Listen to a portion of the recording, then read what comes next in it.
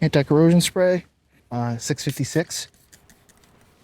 Spraying it except the belt, just to clean, just to have everything all clean.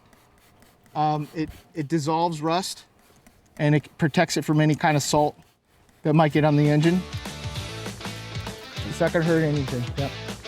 I'll try to get down in the pan, motor mount covers, just to keep all the salt off of it. And maybe if it was sprayed on a regular, there's a good chance that hose clamp that broke and then it wouldn't have got rusted through. That's pretty much the gist of that.